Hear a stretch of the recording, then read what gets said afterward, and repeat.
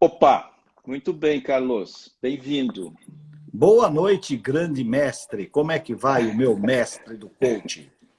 Uau, quem falando isso? Eu já vou colocar você numa saia justa aí a respeito Opa! disso, tá? Você- Agora você me desafiou, né? Vou mudar todo o script aqui.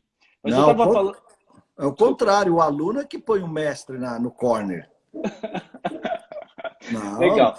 Eu tava falando para o pessoal aqui, então, que essa é uma sessão, é uma série de lives da Escola de Coaches. Nós vamos fazer essa série de lives com alguns alunos, aqui nós temos mais de 600 alunos, mas a gente escolheu 7 alunos, para a gente conversar um pouco sobre o processo na verdade, assim, o processo de desenvolvimento dos alunos, o impacto que a escola teve na vida deles, enfim, como é que foi esse processo de transformação, se é que foi, porque a gente ouve muitos alunos falarem, puxa, eu me transformei, sei lá, a gente quer entender um pouco o que aconteceu. Nós já estamos na 7ª live hoje com o Júlio, com esse ciclo nós estamos, então, fechando essa espécie de pesquisa, né? E aí, Júlio, eu queria que você se apresentasse para o pessoal, porque o pessoal nem todo mundo conhece você, embora você seja famoso, mas eu imagino que deve ter alguém assim que talvez não conheça tanto o você. famoso é gentileza sua. Famoso é Aham, gentileza sua. Não, mas, vamos pessoal, lá. muito boa noite. Eu sou o Carlos Júlio. Uma das experiências mais bacanas dos meus últimos anos de vida foi ter participado do curso do Ex-Social, da Escola de Coaches, aí liderado pelo Jorge Oliveira, uma equipe fantástica. Eu fui durante 3 décadas executivo de empresas, então eu presidi empresas como a Tecnisa, como a Polaroid, nossa querida e antiga Polaroid, good old times, hein? A própria HSM, onde eu me envolvi totalmente com esse mercado de eventos, de palestras, eventos corporativos, né? Aí eu acabei me tornando também um palestrante em função dessa inspiração dos grandes mestres que passavam ali pelos palcos da HSM. Então, nesses últimos 30 anos também, eu devo ter feito aí pelo menos umas 2.000, 2.500 palestras, que é bastante. Fiquei 11 anos no ar com a coluna Gestão Descomplicada, lá na Rádio CBN. Estamos migrando agora para outra emissora, vamos ver como é que vai ficar, depois eu anuncio, né? Então, esse sou eu, um executivo que hoje tem como atividade principal o seu papel de conselheiro, né? Que não é um papel novo. Meu primeiro conselho foi em 1986, na Metisa, não existia nem o chamado novo mercado, né? Uhum. E de lá para cá sempre eu estive em alguns conselhos. Hoje eu tenho um prazer enorme de estar no conselho da Camil Alimentos, Camil que cresceu muito, não só começamos lá com arroz e feijão, lá na tua terra, né, Jorge, lá no Rio Grande do Sul. Isso. Arroz Lá, fileco, muito bom de lá. exatamente. E hoje a Camil tem, entre outras marcas, os pescados da Coqueiro, né? Sardinhas Coqueiro, Açúcar União, Açúcar da Barra. Então se transformou numa empresa muito bacana, né? E também a Aramis, que é moda masculina e varejo, a Uhum. GSA, que também é alimentos lá do Centro-Oeste, lá de Goiânia, o Grupo TV1 na área de comunicação, mídia e afins, né? E pro bono, estou lá no nosso conselho do MIT, né? Uhum. E também no conselho lá do Siddhartha, que eu tenho prazer enorme de estar lá há 20 anos, bem encostadinho aí nas questões de educação. Esse é um pouquinho do Carlos Júlio. Muito bem, Carlos. Você só não falou uma coisa, que você é um autor também, com Ah, sim. muitos livros publicados, né? E Aqui está o último. o último, né? Já fazendo um jabazinho, legal, muito bom, é isso aí, vamos lá, faz parte. Faz parte. Então, agora vocês imaginam o seguinte: eu faço as entrevistas com as pessoas que são candidatas a participar do programa, né? Lá da escola. E aí eu fiz a entrevista com o Carlos Júlio. Aí vocês imaginam como é que foi para mim quando o Carlos, né? O Carlos não falou tudo isso, na verdade, ele foi super simples, assim, super resumido, eu diria, né? Eu só fui descobrir de verdade o que o Carlos fazia, quem era o Carlos, ao longo de 1 ano e meio que nós trabalhamos juntos. Aí, aos pouquinhos, foi saindo uma série de coisas, né? Mas, enfim, fala pra gente, então, um pouco, Carlos, como é que foi a primeira sua decisão de, de fazer um programa de formação em coach, como é que isso aconteceu, que momento você estava vivendo, sei lá, vamos fazer um calor para essa história. Não, foi uma experiência muito legal, Jorge, porque é o seguinte, eu, sei lá, há 20 anos ou há 30 anos, entre grandes aspas, eu fazia coach. Mas eu não sabia que eu fazia coach. Não sabia que eu fazia coach. O que acontece? Um dia me caiu a ficha porque aconteceu o seguinte. Eu estou na Marginal Pinheiros, toco o meu celular e um querido amigo, um italiano, sabe como que italiano é, né? Giulio, Nato Rossato. E eu falei, quem é Nato Rossato? Não, pois não. É o Nato. E eu falei, gente, quem é o Nato? Eu estou te ligando porque eu preciso fazer coach com você. Eu falei, como é que é? Eu preciso fazer coach com você. Eu falei, tá. Aí eu tentei saber quem era, mas por que você precisa fazer? Quem te falou que você tem que fazer coach comigo? Não, o meu RH disse que eu tenho que fazer coach e a minha mulher falou que tinha que ser com você. Eu falei, meu Deus, complicou. Opa! Complicou tudo. Bom, a história é o seguinte. Ele é casado. Bom, não, aí eu peguei e falei assim, tá bom, mas qual é a tua questão? Por que você acha que você precisa fazer coach? Não, Júlia, você sabe, eu vim da Itália como expatriado da TIM. Aí aqui conheci a tua amiga Regiane, aí já vi quem era a Regiane. Quando eu montei a Management TV, ela liderou esse processo de conteúdos da Management TV, que foi o primeiro canal de gestão criado no mundo, né? Mais de 2.000 horas de programação e tudo mais e tal. Aí a Regiane falou que tinha que ser com você. Aí eu saquei aí eu entendi quem ele era, o marido da Regiane. Sabe como é que é, né, Júlio? Eu vim para cá, me apaixonei pela tua amiga, casei com ela. Agora é o seguinte, se eu quiser continuar como expatriado, eu vou ter que voltar para a Itália. E nós queremos ficar no Brasil. Se eu ficar no Brasil, eu tenho que me desligar da TIM Itália e ser funcionário da TIM Brasil. Tem prós e contras, alguém precisa me ajudar com isso, tudo mais, tal e tal. Muito bem. Quando aconteceu isso, eu falei, gente, mas o pessoal fala, me procura como coach, mas eu nunca estudei coach, eu não sei o que era coach e tudo mais tal. Aí eu liguei para um cara que eu respeito muito, não sei se você conhece, o Shizad Chamini. O Shizad Chamini tem uma escola de coach em São Francisco e eu tenho uma admiração muito grande por ele. Ele tem um curso online, não de coach, de inteligência positiva, muito bacana, né? Todinho feito no celular. Aí eu liguei para o Shizad, né, que eu sou um certificado por ele, por uma determinada dinâmica que a gente faz com presidentes de empresa, que chama-se Transformational Forum. Aí eu liguei para ele e tudo mais, e falou, vem fazer o curso aqui. Só que o curso dele, 18 meses em São Francisco. Falei, não vai dar. Aí eu vim no INSEAD, tem um curso também muito legal de coaching no INSEAD, são 8 idas a Paris, né, a Fontainebleau, em 1 ano e meio. Putz, maravilha, 8 vezes a Paris, mas não dava também para fazer, e caríssimo. Aí eu descobri o ecossocial. São 8 idas a Atibaia, ficou mais Exatamente, fácil. É isso que eu te falar, você roubou a minha brincadeira. Aí o que eu faço? Não, porque eu me trato com antroposofia há muitos anos, né? Muitos anos, sei lá, 20 anos, exatamente 20 anos, eu tive uma crise de pânico, fui lá na clínica Tobias, não sabia nada de Rudolf Steiner nem nada, me tratei, me saí muito bem nisso, e eu passei a ser um fã dos princípios do Steiner, depois da Gudra e tudo mais. Comecei a ler sobre isso e tudo mais. Então, quando eu vi a escola de coach do Ecossocial, falei, será que tem minha cara? Aí eu liguei lá para a Dani, né?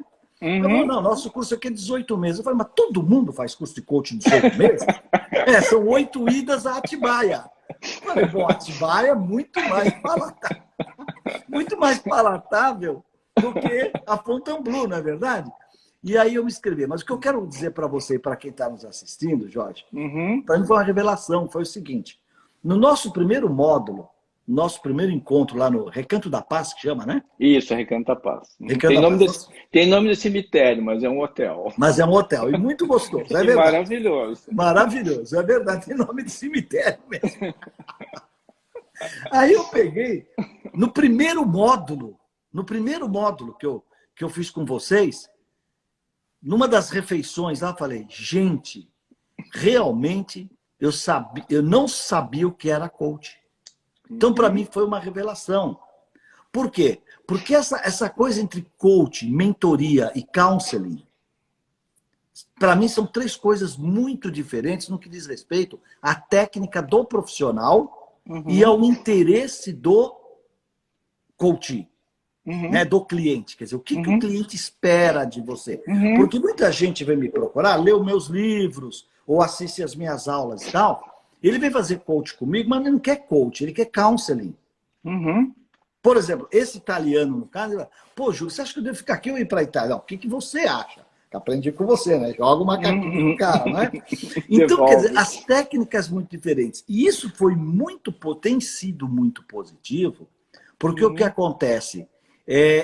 Eu faço uma abordagem muito ampla antes da contratação. E tem mais. Quantos, digamos assim, clientes eu deixo de atender, porque eu falo, não sou eu.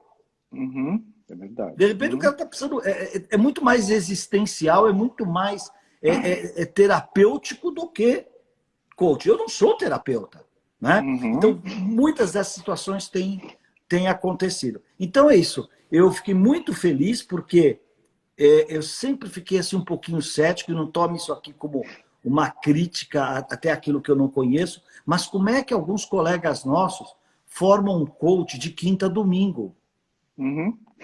Quando você passa por um processo do ecossocial, né, quer dizer, que você vai, tem o módulo, volta, começa a atender, mesmo que gratuitamente, pega uns amigos, aí você volta lá, aí você viu um monte de erro que você fez, aí você volta. Quer dizer, esse ano e meio é porque essas técnicas, elas precisam decantar dentro de si.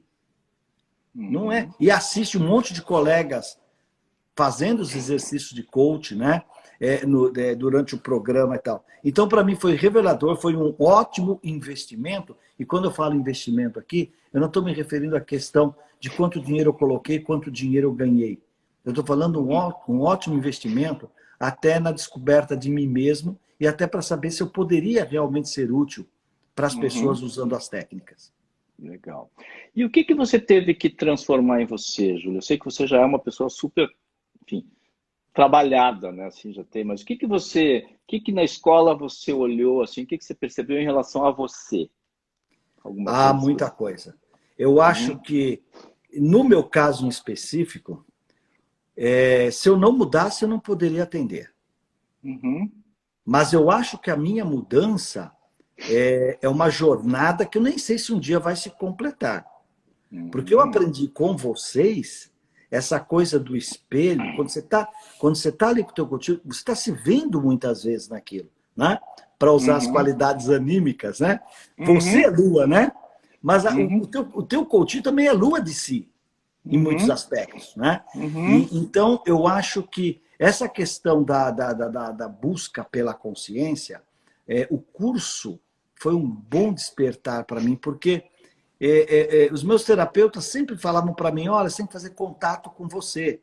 E eu perguntava assim para eles, tá, onde é o botãozinho? O problema de fazer contato com você é onde é que é o botãozinho. Não sei como é que faz contato comigo, né? Então, e assim, como eu sou um cara muito imediatista, né? Talvez porque venho dessa formação do boteco do meu pai para frente. Então, eu sou um cara que nasceu lá da prática. Toda essa coisa do meu trabalho acadêmico nas escolas, ele é da prática para a academia. Enquanto a maioria dos meus colegas lá na escola, eles são da academia para a prática. Por isso que talvez quando eu leio um livro, às vezes é uma pesquisa muito bacana, muito interessante, mas se eu não vejo aquilo acontecendo na prática, eu tenho dificuldade de absorver, né? Às vezes a erudição me afasta um pouquinho, porque eu sou um cara que sou muito... Bom, lá no MBTI eu sou ENFP, então você imagina, né? Tá certo? Eu conheço esse tipo, viu? Você conhece esse tipo, então pronto. Legal. Mas eu queria agregar uma coisa que você falou que eu acho super importante, Júlio.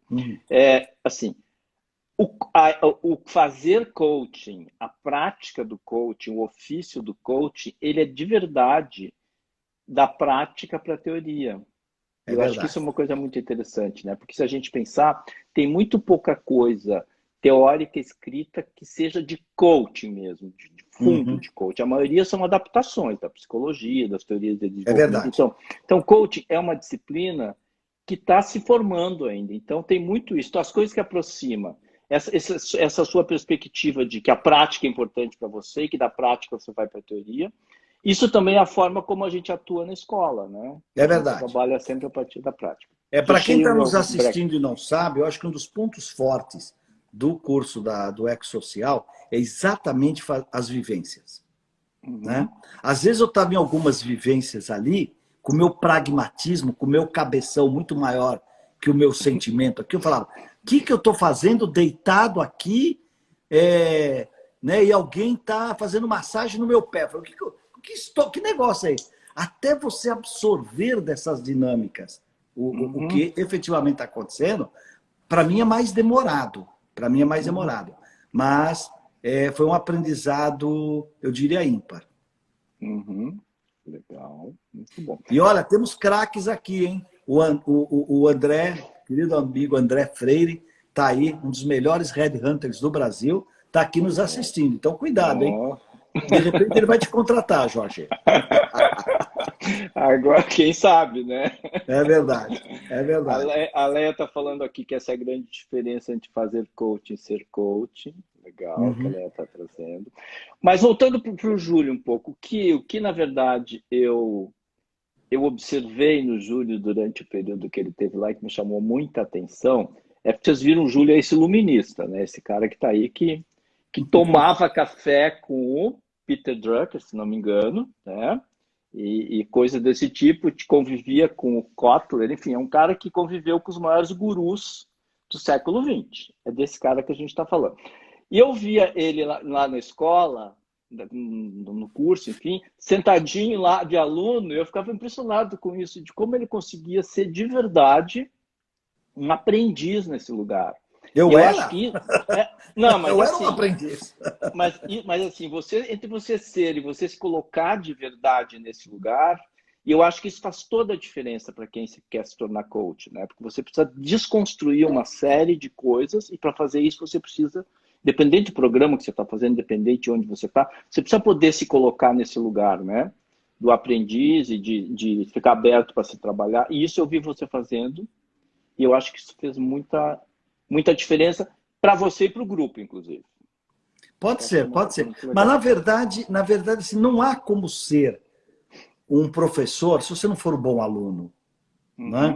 E talvez um dos maiores presentes que a vida me deu, olha, o ano passado, dia 8 de agosto, eu fiz 40 anos de sala de aula, ininterruptos.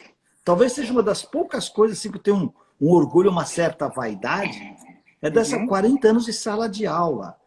E esse é um presente que a vida me deu. Porque, veja bem, você entra numa sala de aula com 40 alunos, quem que está aprendendo ali? São 40 visões contra a sua visão. Então, nessa questão dialética mesmo, das antiteses, hoje o aluno, ele vai lá na internet e fala, professor, o senhor falou aí da Coreia, mas não é bem assim. Ele te contrapõe. Então, aquilo ali é um caldeirão de aprendizado enorme, né? E eu acho que a postura... Eu tenho um indicador aí, se me permite, sem nenhuma soberba, viu? Mas é que eu me orgulho disso mesmo. Todas as turmas, Jorge, que eu fui, que teve colação de grau, eu fui ou paraninfo ou patrono. Todas, sem exceção, sem exceção. E por quê? Estão soltando o coraçãozinho aí, obrigado. E qual é a minha leitura disso? Eu fui aluno também, como você, todos nós somos alunos, né? Os alunos não escolhem para paraninfo ou para patrono o melhor professor. Estou muito longe, só tem feras onde eu leciono, só tem feras. Lecionei no ITA, na Fundação Getúlio Vargas, na FIA USP e tal. Né? Sou peixe pequeno lá. Mas o aluno, ele não escolhe o melhor professor, mas ele escolhe o mais próximo. Ele escolhe o que o tocou. E eu prefiro ser aquele que o tocou do que o melhor professor. Então, disso realmente eu tenho uma satisfação. Eu guardo todas as plaquinhas, toda a plaquinha que eu ganhei, armários de plaquinhas. Porque, para mim, isso é o reconhecimento que eu consegui fazer uma troca interessante com a turma. Né? Então, quando você fala que eu fui lá e sentei como aluno, eu era aluno. Né? E vou dizer, eu adoro esse papel de aluno também.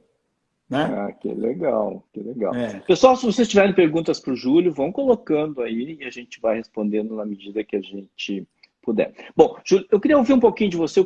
Bom, você saiu da escola e o que que você está fazendo hoje que está ligado com coaching? Como é que coaching entrou na sua vida, num certo sentido, a partir dessa passagem pela escola? Então, o que acontece, em primeiro lugar, é que foi muito importante para mim saber diferenciar, não Uhum, só conceitualmente, mas nas técnicas. A mentoria, porque depois eu fui fazer um curso de mentoria no próprio uhum, IPO, que é a nossa organização de presença de empresa. Nós temos um treinamento de mentoria criado pelo XAD, criado pelo uhum, XAD. Então, o que, que acontece? Em primeiro lugar, essa coisa de eu saber fazer a negociação com o meu coach, no sentido dele e eu termos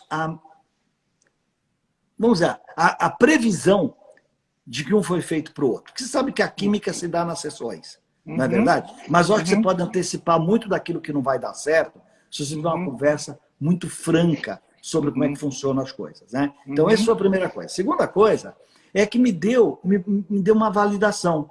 Te explico por uhum, quê. Como conselheiro, eu sempre fui alçado a fazer o coach do sucessor. Por exemplo, uhum, né? uhum, Por exemplo, lá na Camil, 3 filhos, o seu Jairo, então, ia passar o bastão para um dos 3. Eu fiz o coach dos 3, até para uhum, ajudar a validar quem seria, naquele momento, o escolhido para ser o CEO e uhum, também para estar junto e preparar aqueles que, em tese, foram preteridos, 2 irmãos. uhum. Porque tem uma questão na sucessão que é assim: todo mundo se preocupa com o sucessor, ninguém se preocupa com o sucedido. Exatamente. E Uhum, quando você pensa que tem vários irmãos candidatos, o sucedido não é só o fundador, são os uhum, outros irmãos que também foram preteridos. E eu uhum, vinha fazendo esse trabalho em várias organizações, mas nunca chamei de coach. uhum, Nunca chamei isso de coach. Então, o que, que me favoreceu nisso? Eu acabei me especializando, graças às técnicas que eu aprendi com vocês, com a Maria Eugênia e todo o teu time, é que eu hoje consigo, antes de começar o processo, fazer todo o contrato, né? Que a uhum, gente chama lá no ex-social de contrato. Né? Todo o contrato, ó, nossa jornada vai ser assim, papapá, papapá, o que você espera, não espera, tal. E isso abriu muito o horizonte, Jorge, e tem uma coisa interessante. Hoje, para eu poder ajudar certos coaches na sucessão, às vezes eu tenho que fazer o coach também da esposa, uhum, entendeu? Às vezes você uhum, tem que fazer porque, às vezes tem aquela coisa, né? Por que o teu irmão foi escolhido e não você? uhum. É Né? bem complexo, né? É complexo, nem sempre é o mais velho que é escolhido. Uhum, Ou então, quando é uma família de tradição, escolhe o mais velho, mas ele não é o mais preparado. uhum, Né? E aí, como que você prepara os outros para serem bons investidores, para não estar na empresa, mas eles são donos? Como é que você vai uhum, ser um bom acionista dessa empresa? Ou um bom conselheiro, no caso, quando eles vão para o conselho e tudo mais e tal. E eu acho que essa visão humanista da uhum, antroposofia, essa visão mais, né, do pensar, do sentir e do querer, né, de fazer essa ligação, ou estimular as pessoas, né, a potencializar o seu querer, quando ela faz descer para o coração ou subir para a cabeça muitas uhum. decisões e tal, isso foi a escola de coach do Ex-Social. Tem muita gratidão. Legal, legal você falar sobre essa ideia do sentido da congruência, né? Do pensar, sentir e querer, que é uma coisa que a gente trabalha bastante. Eu fico feliz quando eu ouço isso sendo trazido, né? Da forma que você está trazendo. Agora, Júlia, você é uma pessoa que está no mundo do desenvolvimento, né? Que tem, enfim, convive em muitos espaços, enfim, conhece muita gente. Que espaços você vê para a atuação de coaches executivos hoje, principalmente para quem está nos assistindo e quer ser um coach executivo? Como é que você enxerga esse espaço hoje? Eu acho que o espaço ele está se ampliando. Uhum, Os profissionais da área de gente e gestão, né, da área de pessoas, da área de talentos das organizações, têm usado processo de coach para resolver N problemas, quer para melhorar a trajetória, para descobrir novas competências, faz parte, às vezes, do programa de desenvolvimento de muitos executivos, ele passar por um processo de coach ou de mentoria. Então, o coach executivo, para mim, é uma grande oportunidade de trabalho. O que eu só fico um pouquinho preocupado é que tudo virou coach, né? E aí eu fico um pouquinho preocupado com isso. Você entra hoje na internet, você tem com um monte de seguidores. Um cara tem 200 mil seguidores lá e se auto-intitula coach. Na verdade, não é bem isso. Ele é um palestrante motivacional, né? Ele é um Tom Robbins tupiniquim, e eu não estou aqui criticando nem diminuindo. Só estou falando que não é. Só estou dizendo, não é coach, né? Às vezes o cara é brilhante na oratória, ele faz a plateia crescer, subir. Eu tenho depoimentos de pessoas que falam, puxa, eu fui lá no curso do fulano, puxa, aquilo foi um divisor d'águas para mim, que eu passei a fazer isso, isso, isso. Então tem lá os seus méritos. A minha questão né, como é que a gente faz para mostrar o que é o que não é coach? E eu digo isso porque como eu sou um cara que venho lá da área de marketing para gestão geral, de repente, num dado momento, tudo virou marketing também. E mais, marketing virou uma palavra pejorativa. O cara é bom de marketing, sabe? Dava a impressão que, né, é muito chantilly e pouco bolo. Tá certo? Então, hoje também, quando eu sou um coach e tudo mais, também dá a impressão, né, que debaixo desse chantilly tem um bolo, e muitas vezes não tem. Eu faço a mesma correlação, Jorge, com essa questão, por exemplo, na magistratura. Então a pessoa faz a graduação no direito, faz o mestrado, presta o concurso, e com 30 anos virou juiz. E esse juiz vai decidir com quem que o filho fica, vai decidir se manda aprender ou não. Que experiência de vida que tem essa pessoa, que não saiu da sala de aula desde os 7 anos de idade e vai ser juiz. Pode até vir a ser, né, um bom juiz, uma boa juíza, hein? Não estou dizendo que não possa haver. Mas eu acho que tem certas profissões que quilometragem é importante. Olha, você sabe que eu gosto muito de vinho, né? Acabando aqui, eu já abro a minha garrafinha ali, tá? Tá convidado, pode vir aí que a gente toma. Mas virtual. Não, virtual não dá. Vinho virtual não dá. Tem algumas coisas que não funcionam no virtual. Ainda não funciona. Ainda não. Nem vou relatar quais são, porque tu não sabe. Né? Né? Mas o que acontece é o seguinte: tem coisa. Imagina um sommelier que não tomou de todas as uvas de várias regiões. Como é que ele faz? Não dá. Aliás, eu digo o seguinte: vinho é estudo mais litragem. Como é que se aprende? Quem gosta, os amantes de vinho, né? É muito estudo e litragem. Porque se você estudar e não beber, você não sabe o que você está bebendo. Se você bebe no estudo, você não sabe o que está bebendo. Se você estuda e não bebe, você não aprende. Legal. Não aprende. E eu acho que o coach tem muito disso. Você foi um executivo, você tem uma puta de uma jornada, etc. e tal, e tal. E aí você consegue, né? E eu não estou dizendo que é pré-requisito que você tenha tido uma vida executiva de sucesso para ser um bom coach executivo. Mas eu acho que a quilometragem ajuda muito. No mentor e no counseling, definitivo. Legal. É legal que você trouxe, né? Essa metáfora do vinho, ela é muito interessante, porque para você ser um bom coach, você precisa das duas coisas. Você precisa de prática, né? Que eu chamo de horas sentadinho na cadeira, trabalhando.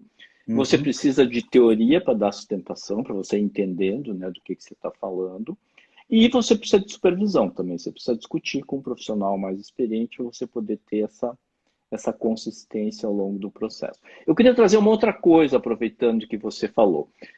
A Jenny Rogers, que é uma das autoras inglesas que eu mais respeito em coaching, ela fala, eu tive um seminário com ela, ela falava que você pode ser um bom coach com 20 anos. Ah, é? Né? Ela fala que pode sim, mas ela fala assim, mas isso é a exceção da exceção da exceção da exceção. Ah, bom. Os melhores coaches são de verdade os coaches que viveram e que têm maturidade para poder lidar com a sua situação. Então, normalmente, eles estão aí depois dos 35, 40 anos. É disso que ela falava. Isso tem a ver com o que você falou, né? Tem uma pergunta da Valcíria aqui que eu vou fazer para você, Júlio. Como as pessoas que não conhecem o que é coaching podem aprender a diferenciar o joio do trigo? Uau! Eu acho que essa é a primeira missão do coach. Do coach esclarecido, do coach bem formado, do coach experiente, né? Se todos nós, no primeiro contato, seja com um contratante, um RH, por exemplo, ou coisa parecida, ou seja, o próprio coach, se você investir, né, aquela hora para mostrar os diferentes caminhos que existem, as diferentes possibilidades que existem, né, eu acho que aí a gente começa já a ensinar como diferenciar o joio do trigo. Porque eu só identifiquei, Valcíria, depois que eu comecei a ver as técnicas de coach. Como é que eu posso ser chamado de coach se eu não uso nada disso que os caras estão fazendo aqui? Essa foi a minha constatação. E aí, mas aí o que eu percebi nessa evolução? É porque eu não faço coach, eu faço mentoring. O cara senta comigo, ele está com um problema de carreira, o chefe não sei o quê. Eu falo, peraí, mas como é que teu chefe, de onde ele veio? Começava a usar a minha experiência de CEO, de não sei o que e tal, para ajudar a pessoa. Ou seja, eu não tinha as técnicas de coaching. Né? Eu respondia. Eu era um parpiteiro. Aliás, eu sou conselheiro. Conselheiro, gente, nada mais é que um parpiteiro profissional. Os caras me pagam para dar palpite. Então, imagina o processo de coach que eu não posso dar palpite, como eu tenho que me controlar. A pessoa coloca o problema, eu acho que eu já sei resolver. Você imagina que quem me ensinou a controlar foi o curso da escola de coaching. Eu tenho que me controlar. E assim, e sem noção, né? Porque resolver o problema dos outros é fácil. Dura é resolver o teu.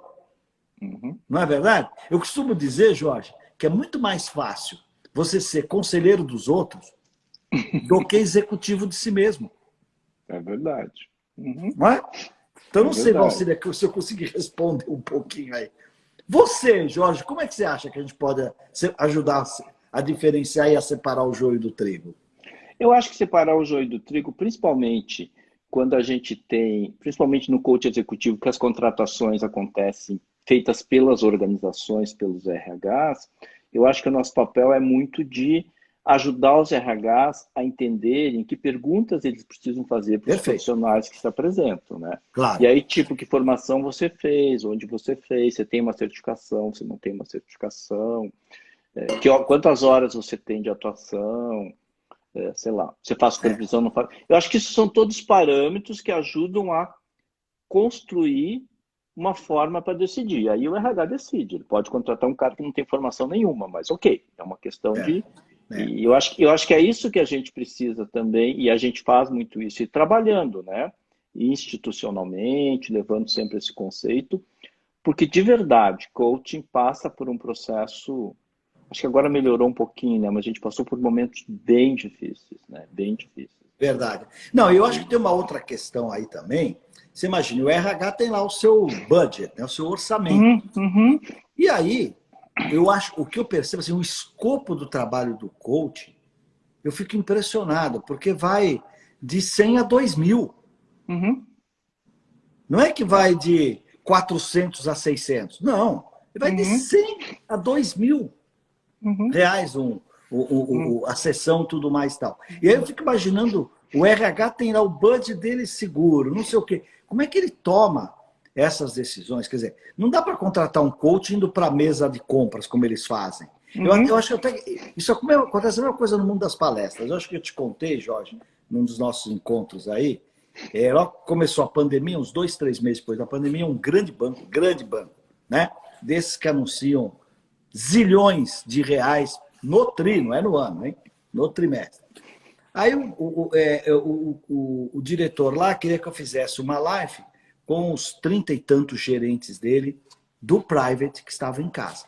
Aí tudo bem, fiz um brief com ele, entendi o que ele queria, falei, deixa comigo, você fazer o que você quer. Ele conhece meu trabalho, já fiz vários outros trabalhos para ele. Aí eu falei, vou pedir para a Ana, minha assistente, você conhece? Falei, vou pedir para a Ana Rosa, então, te mandar aí uma proposta e tal. Aí ele falou assim para mim, como assim uma proposta, Júlio? É uma proposta da palestra. Júlio, não, é 40 minutinhos conversando com o meu pessoal, não é nenhuma palestra e tal. Aí eu falei para ele, olha, fulano, quase que eu falo o nome. Falei, olha, fulano, porque ele é conhecido. Falei, olha, fulano, não são 40 minutinhos, são 40 anos. Isso. Uhum. Né? Quer dizer, são 40 anos para poder falar justamente com o teu gerente que só gere contas quem tem mais de 5 milhões, que o private deles tem um corte nos 5 milhões de reais. Então você quer que eu fale com um gerente seu que fala com esses afortunados, com que cabedal? Uhum. Mas eu achei legal o seguinte, você tem um ponto. Manda a proposta. Então, essa noção... E por que você acha que ele pediu isso? Porque hoje, ainda mais agora com o advento do online, o que você tem? Por exemplo, empresários de sucesso que por vaidade gostam de fazer palestra e não cobram. E gente de qualidade, hein? Toda gente, né? Hoje tem curso de palestrante. Curso de palestrante. Então, o que o cara faz? Ele monta uma palestra com um conjunto de slides quase que copy-descado. Se você assistir a palestra do cara 3 vezes, você sabe exatamente no momento que ele ri, no momento que ele olha para cima, é uma interpretação. Então, o que eu comecei a fazer, até usando a pergunta aí da Valcília, o que eu comecei a fazer para diferenciar o trabalho? Eu não faço mais palestra sem Q&A. Porque aonde você vê a qualidade do palestrante? Quando você abre para perguntas e respostas. Exatamente. Entendeu? Eu acho importante isso, Júlio, que você está trazendo, porque no coaching é isso também, né? Quando você mostra para quem está contratando como é que você se prepara e quanto custa você realmente ser um coach, né, que atua e que faz supervisão e que faz treinamento constante, isso custa, você investe muito em você. O coach que não faz esse tipo de investimento, ele pode cobrar zero. Agora, se você for um coach profissional mesmo, preço faz diferença sim, mas preço significa formação. Quer dizer, o preço ele está adequado, o que você falou, os meus 40 anos estão aqui. Então, mas aqui, é que acontece o seguinte, tem gente que sabe o preço de tudo, mas não sabe o valor de nada. Exatamente. Entendeu? Quer dizer, qual é o valor? Olha, eu me lembro, eu fui muito próximo mas fui próximo do Flávio Gicovati, primeiro porque eu tinha me tratado com ele lá atrás, e depois porque a gente era amigo na CBN, a gente acabava se encontrando lá na CBN. Né? Tinha um carinho muito grande pelo Flávio. O Flávio era o seguinte, o Flávio, se fosse hoje, a consulta dele, acho que seria talvez uns R$2.500. Fala, pô, absurdo, tem terapeuta que cobra 300. Só que eu vou te dizer uma coisa para você. Eu acho que eu nunca, num tema que eu precisava resolver, eu nunca precisei fazer mais do que 2, 3 consultas com ele. Então ele era baratíssimo. Claro, lógico. Porque era um ele short. Ele economizava meu tempo e me ajudava a encontrar a solução. Eu tinha umas 2 ou 3 situações assim, brilhantes. Eu tinha uma coisa de uma indenização da empresa que eu achava que não era justo a empresa me pagar, porque eu também tinha participado da decisão e tudo mais. E ele chegou para mim e falou assim, Júlio, olha, a empresa e você. O que para você é um número muito expressivo, para a empresa não é nada. Vocês pactuaram isso. Não tem por que você não receber. E eu, veja bem, eu dirigindo empresa, presidente de empresa, como é que eu não imaginei isso? Claro, isso não é nada. Isso não é nada, né? Isso, uma consultoria que entra aqui, às vezes não deixa nada e leva 2 vezes isso, né? Então, o Flávio tinha essa coisa, né? E eu acho que no coach também é mais ou menos a mesma coisa. Por exemplo, eu às vezes, e aqui não sei se eu estou certo ou não, hein, professor? O senhor me diz agora se eu estou certo ou não. O professor é bom, hein? Agora você me colocou. Agora você me colocou. Opa, não, a gente não esquece dos mestres. Olha, porque assim, de repente, você faz um processo, terminou o processo. Eu sigo muito, que eu aprendi com vocês, que de 5 a 7 sessões tem que ter um encaminhamento. O cara tem que ter lá um plano de ação, já não sei o que e tal. Às vezes pode escapar um pouquinho, mas aí o cara vem com outro tema. Tá bom, outro tema, vamos lá e tal e tal. Aí o cara, eu pensei que o cara tá arrumando o tema, né? Eu falo, não, gente, nós resolvemos estar com esse planozinho aqui, papapá, implementa, depois se quiser você volta, a gente acompanha e tudo mais e tal. Mas aí o que eu percebo? Que ele precisa do mentoring depois do coach. Né? O mentoring no sentido do acompanhamento. Ele precisa do acompanhamento. Então, às vezes, eu mudo a chavinha para mentoring.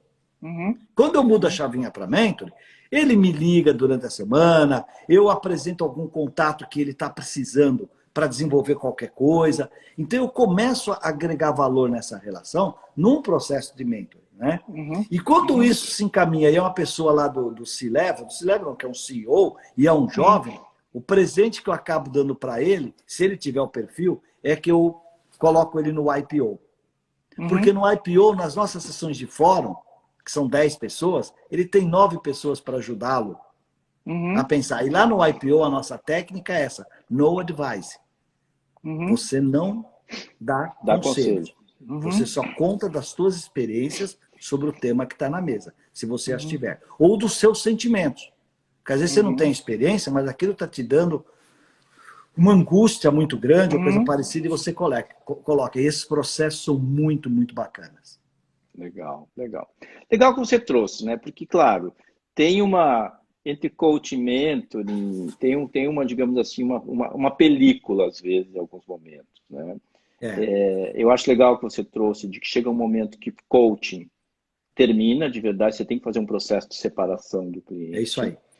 Acho que você pode ter um processo de mentoring na sequência, se estiver lidando com o negócio, ou eventualmente você pode ter um que a gente chama de coaching de ressonância, quer dizer, você pode combinar com o cliente, quando ele precisa discutir alguma coisa, ele volta a discutir com você, mas discute a partir do olhar de coaching, não do olhar de mentor. Enfim, mas a maturidade ajuda a gente a transitar por essas formas de poder ajudar, né? Eu acho que isso é bem legal. Agora, tem uma pergunta do Fernando aqui que eu queria fazer para você. Ele está dizendo que, segundo a pesquisa da Kaspersky, 54% dos brasileiros querem mudar de profissão após a pandemia. Isso mostra que tem um solo fértil para o coaching? Uau! Ô, Fernando, eu acho que mostra sim, mas deixa eu fazer uma coisa. Na minha apresentação não falei, mas eu sou sócio do Instituto Locomotiva de Pesquisas, né?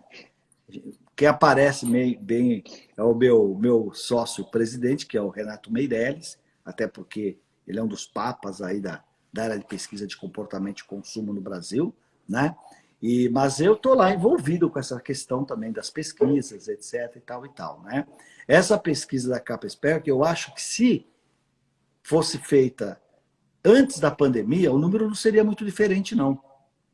Porque a gente percebe, principalmente como eu lido muito com o jovem lá de 25 a 30 anos, uns MBAs, muitas vezes ele está ali porque ele quer fazer um upskilling, né? Na própria carreira tal, mas na maioria das vezes ele só enxerga esse upskilling dele fora da empresa onde ele está, né? Eu acho que nós passamos por um momento que algumas revistas de negócios estimularam algo que para mim eu acho danoso. É uma opinião particular, Fernando. Que é assim, se você fica muito tempo numa empresa, é um erro na tua carreira. Eu não concordo. Se a tua empresa te trata bem, te remunera bem, se tem espaço para crescer, se lá você tem um aprendizado constante, por que você vai sair de lá? Começar tudo de novo na tua empresa, você vai ter que se provar de novo, conhecer o mercado dela, o consumidor dela e tal. Não sei se é bem assim. Eu acho que se você está num ambiente que você não cresce, que você não se desenvolve, que você não está seguro, tá bom, vamos procurar outros mares, né, para pescar. Agora, em toda essa minha narrativa aqui, tem trabalho de coaching. Se o cara quer fazer um reskilling, ele te procura. Se quer fazer um upskilling, ele te procura. Com o advento da nova economia agora, né, com o advento da nova economia, isso ficou muito mais sério. Porque, olha que cruel, Fernando, o cara 50 a mais não tem emprego mais. A gente fala das minorias, da discriminação das minorias, mas eu vou dizer para você uma coisa. Talvez hoje a minoria mais descriminalizada, pelo menos em termos de emprego, é os 50 a mais. Não interessa se é homem, se é mulher, branco, negro, japonês. Percebe? Talvez tenha um pouco de culpa de 50 a mais que não foi lá se desenvolver, que ainda não absorveu a ideia do lifelong learning. Talvez o cara não sacou ainda, né?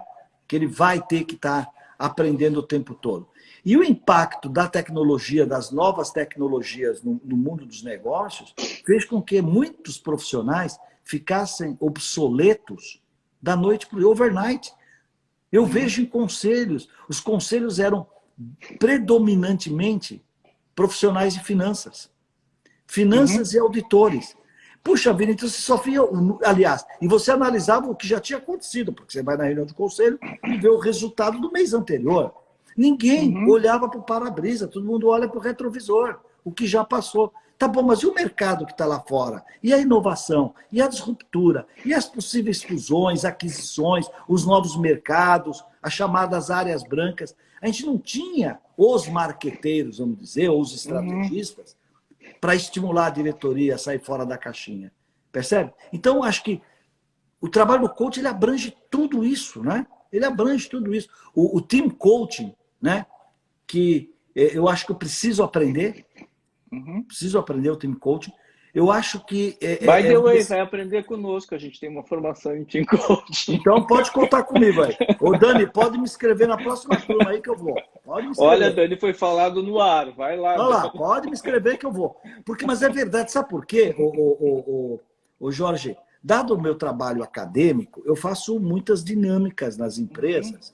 Eu Uhum. faço muitas dinâmicas na empresa. Mesmo o próprio MBTI, quando você aplica ele no time todo e faz o time entender o cruzamento ali do conhecimento, o autoconhecimento para virar mútuo conhecimento, essas coisas são muito bacanas. Eu faço o trabalho no IPO, que os presidentes às vezes querem que eu leve para dentro das organizações. Uma coisa que eu estou fazendo muito agora nos últimos tempos, com a pandemia e tudo, é curadoria de conselhos. O que é curadoria de conselhos? Tem muita empresa que percebe o valor de ter um conselho consultivo, não precisa nem ser CA, nem precisa ser Uhum. conselho de administração. Um conselho consultivo, mas ele não sabe para onde começar, não sabe que conselheiros ele coloca, como remunera um conselheiro, a Uhum. diversidade que vai gerar a sinergia do conselho, Uhum. percebe? Então, eu tenho feito esse trabalho aí de curadoria e tem dado muito certo. Tem dado muito certo. Ora, eu acho, por exemplo, que essas técnicas de team coaching, para você pegar Uhum. um conselho que começou a trabalhar Uhum. e treinar o próprio conselho, e o conselho que não se deixa treinar é soberba demais, não vai dar certo. É verdade. Não, é muito interessante, é um bom campo. Bom, Júlia, temos uns 10 minutinhos aí para a gente fechando. Você sabe, no processo de coach, a gente vai, né, arredondando, vai fechando, vai arrematando. É, a gente poderia ficar falando aqui muito tempo, né? Você tem, sei lá, você é um iluminista, como eu disse antes, né? Você tem conteúdo em diversas áreas, é muito bom conversar com você. Eu Obrigado. queria, só para a gente fechando, eu queria que você talvez, se você puder, dar algumas dicas para alguém que eventualmente quisesse passar pelo nosso programa, já que a gente falou tanto da escola, o que você diria assim para quem vai fazer uma empreitada dessas de 1 ano e meio? O que você diria para essa pessoa? Olha, eu diria o seguinte, ainda que você não queira ser um coach, vale a pena. Porque eu acho que as dinâmicas, o processo de a gente aprender a empatia, porque a gente fala muito de empatia, mas é difícil esse Uhum, processo de realmente se colocar no sentimento do outro. A gente coloca, às vezes, até no pensamento do outro, né? Mas se colocar realmente no pensamento, no sentimento do outro, eu acho que é um programa. Primeiro, como ele leva 18 meses, você tem tempo de refletir sobre cada módulo, você tem a preparação para o módulo seguinte, você tem um encontro, 8 encontros com um grupo que você vai estabelecer novas amizades, novos relacionamentos. A nossa turma 17, nós temos um grupo de WhatsApp até hoje. uhum. A Dani está lá no nosso. Não sei por que ela está lá, porque ela não é da turma, né? Mas a Dani está lá no nosso grupo, na turma 17. Então você Pelada cria. espiã. Espiã, acho que ela é espiã. Então a gente cria assim um amálgama entre nós, né? Eu na pandemia, várias vezes pensei, para quando acabar a pandemia, eu vou fazer um encontro do pessoal aqui em casa para quem quiser vir, né? E ó, quem estiver me assistindo aí da turma, ajuda a organizar e a gente faz mesmo, de verdade, né? Então, eu acho que é uma experiência muito bacana. E, para você que realmente quer ser um coach, eu acho que o sentido que a escola de coach te dá, da responsabilidade com as questões do coaching, né? Como tratá-las, como não se envolver, como não pegar para você as questões, mas ao mesmo tempo conseguir ajudar a pessoa a encontrar os caminhos e a chegar num plano de ação para resolver as suas questões. Eu acho que é um trabalho muito lindo.